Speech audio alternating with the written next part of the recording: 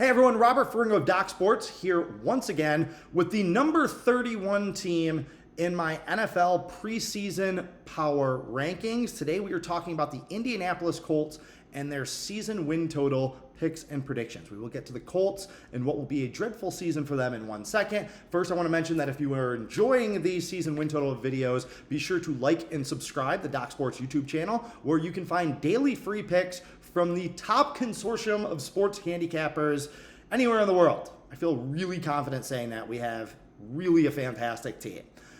If you want to try them out and test my theory, go down below in the description and click on that link for a $60 free. Now, you can use that $60 towards any handicapper, any sport, any package that you want. And yes, that does include the early bird special. That gets you every single pick from the handicapper of your choice from August through the Super Bowl in February. It really is a fantastic deal. So, all right, we did the number 32 team already. That was the Arizona Cardinals. Now we're on to the second worst team in football, according to moi. That is the Indianapolis Colts.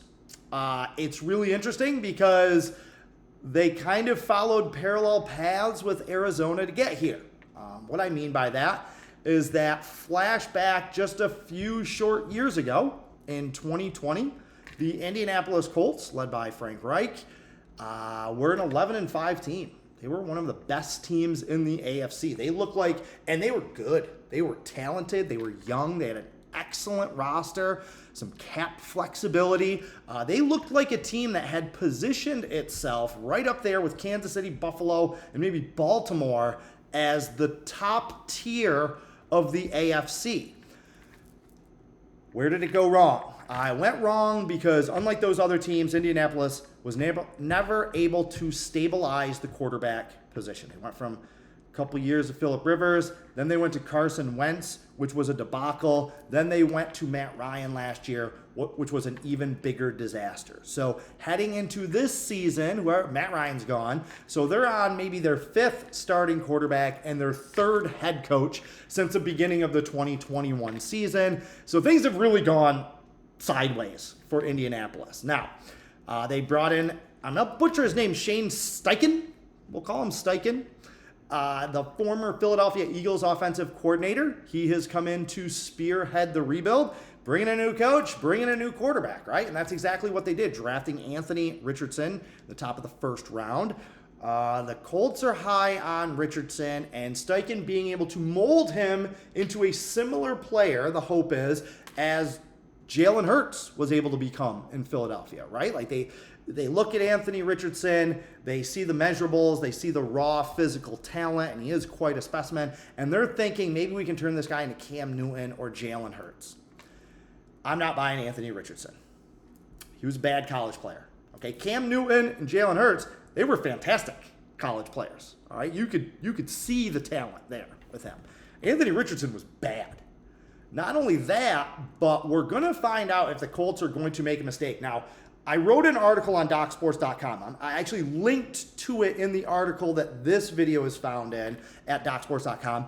My NFL season preview of the Indianapolis Colts, where you can read full rundown of the schedule and what I think of their offense, defense, and their team in general. And I added a link to an article I wrote about the stupidity of starting rookie quarterbacks. I'm not going to get sidelined on this. Maybe I'll do a separate video where I just give that rundown, right? Read the article, check it out, let me know what you think. But the basic premise is this. It is the height of stupidity to start a rookie quarterback in the NFL. NFL teams over the last 20 years have been pathetic at developing quarterback talent. And one of the biggest reasons is they are starting players that are ill-equipped and unprepared. They are starting them too early, and they're actually actively ruining their potential and their development. And I feel like the Colts are going to make that exact same mistake with Anthony Richardson. You know, they signed Gardner Minshew, who knows that Philadelphia system. I think Gardner Minshew should be a starting quarterback in the NFL right now. Okay, I think he's that good. I think if he was on Tampa Bay, I'd feel a lot better about them. If he were in Houston, I would really like Houston as kind of a sleeper team. We'll get to them in a few more slots. Even Miami. You know what I mean? I'd love to have him as a backup for Tua. Put him in Atlanta. There are a lot of spots where I think Gardner Minshew could start and be very, very effective. I really like him as an NFL starter. He's not Aaron Rodgers. He's not that top tier guy, but you can win games with Gardner Minshew. All right? So is Indianapolis going to do what they should do and start the season with Gardner Minshew and let Anthony Richardson sit and learn? Colts aren't going to the playoffs. Okay, that is a certainty this year, even in the worst division of football. So let them learn, and then maybe sometime late November, all right, when you're already out of it, maybe then go to Anthony Richardson for maybe those last 4 or 6 games. Are they going to do that? Where I would just sit them, period, this whole season. Then next year, let them compete for the job. I don't think that's what they were going to do. I think they're going to start Richardson, and that's why I have them as the second worst team in the NFL. Okay, they have an excellent offensive line. They have Jonathan Taylor, so he's going to get a little bit of support in the run game. The receivers are bad. That was the big issue with them last year. It wasn't Matt Ryan, wasn't the offensive line. Neither of those were very good. Ryan and the line did not play up to their capability, but their receivers last year were absolutely pathetic. And once Jonathan Taylor got hurt, which was predictable, he had averaged like 330 touches for the 3 years prior than that. Of course he was going to get hurt last year. They don't have the receivers to help out Richardson. So it's just not a good situation. Now, looking at the Colts, where I think there is some value is betting against the total. All right, they were pathetic against the total last year because they only averaged 17 points a game. It was painful to watch their offense. All right, now if they start Richardson, they're going to be just as bad this year as they were last year. There's no doubt about it. This guy couldn't complete over 60% of his passes in college. It's not going to be easier in the NFL. If they are a team that starts going over the total more than they did last year, it's going to be because he's throwing pick sixes, they're turning the ball over, teams are lighting them up for 30-plus points every week.